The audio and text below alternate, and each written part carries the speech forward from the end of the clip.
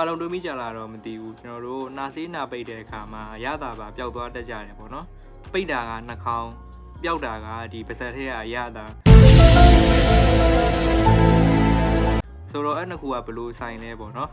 တခြားသူတွေတော့အဲ့လိုတွေးမိကြလားတော့မသိဘူးကျွန်တော်ကတော့အဲ့လိုမျိုးနာဆေးနာပိတ်လို့ဒီခရင်းပြတဲ့အခါလည်းအဲ့လိုမျိုးတွေးမိရပေါ့နော်ဆိုတော့တခြားအဲ့လိုတွေးမိရသူရှိရင်လည်းကိုယ်မှရေးသွားပြပါအောင်ကဲအဲ့ဆိုဒီနေ့မှာတော့ဒီနာဆေးနာပိတ်တာနဲ့ဒီခရင်းပြတ်တာနဲ့ရတာပြတ်တာနဲ့ပေါ့နော်ဘယ်လိုသက်ဆိုင်လဲဆိုတဲ့အကြောင်းအရာကိုပြောပြသွားမှာပဲဖြစ်ပါတယ်ဗျ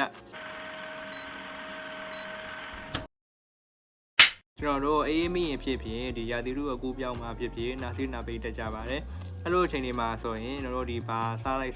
ဒီခရင်းပြတ်တဲ့ရတာမရှိဘူးဆိုတာဖြစ်ကြတယ်ပေါ့နော်ဒီခရင်းပြတ်တာမျိုးကကျွန်တော်တို့ဒီရှာပေါ်မှာရှိတဲ့ရတာခံမှုတွေဒီအလုံးမလုံးတော့တာဆိုတာအထက်ဒီအစားအသောက်ရဲ့အနံ့ကိုမရလာနဲ့ပူပြီးသက်ဆိုင်ပါတယ်ဟုတ်ပါတယ်ကျွန်တော်တို့ဒီနာဆေးနာပိတ်တဲ့အခါမှာဒီအစားအစာရဲ့အနံ့တွေကဒီနှာခေါင်းထဲကောင်းကောင်းဝင်မလာဘူးအဲ့ခါမှာဒီနှာခေါင်းကတဆင်ဒီအုံနောက်ထဲမှာရှိတယ်ပေါ့နော်ဒီအနံ့ခံ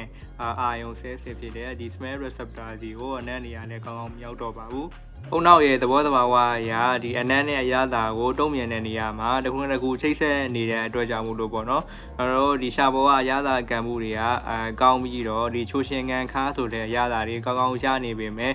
အနံ့ကကောင်းကောင်းမရတဲ့အတွက်ကြောင့်ပေါ့နော်ဒီအရသာမရှိသလိုတစ်ခုဒိုနေသလိုခံစားရပြီးတော့ဒီခရင်းပြတ်တယ်ဆိုတာဖြစ်တာပဲဖြစ်ပါတယ်ဒီလိုဒါကိုမယုံဘူးဆိုရင်တည့်ရဲ့ဒီနှာခေါင်းကိုပေါ့နော်ဒီလက်နဲ့ပိတ်ပြီးတော့ဖြစ်ဖြစ်ဒီအသက်ရှူအောင်ပြီးတော့ဖြစ်ဖြစ်ပေါ့နော်တစ်ခုခုစားကြည့်လိုက်ပါအဲ့လိုစားကြည့်လိုက်ရင်ကျွန်တော်တို့ဒီနှာခေါင်းပိတ်တဲ့အချိန်မှာဒီစားလိုက်ပြီးတော့ဒီခရင်းပြတ်တာနဲ့တူတူပဲဖြစ်နေပါလိမ့်မယ်ကဲခုဆိုရင်တော့နာဆေးနာပိတ်တာနဲ့ခရင်းပြတ်တာရတာပြတ်တာဒီအဲ့နှစ်ခုကဘယ်လိုဆက်ဆက်လဲဆိုတာနဲ့ပတ်သက်ပြီးတော့တရားလေးတိုင်းသွားပြီးတော့ယုံကြည်ပါတယ်အခုဗီဒီယိုကနေသင်ရတဲ့သုံးတရားအကျိုးရှိသွားခဲ့တယ်ဆိုရင်တခြားသူတွေသိသွားအောင် share သွားပေးပါအောင်နော်ကဲအဲ့ဆိုဒီနေ့တော့ပါပဲနောက်နေ့တွေမှာလည်းပို့ပြီးတော့စိတ်ဝင်စားဖို့ကောင်းတဲ့အကြမ်းမာရေးဘုသူဒ္ဓရင်းနဲ့အတူပြန်လာခဲ့ပါမယ်နော်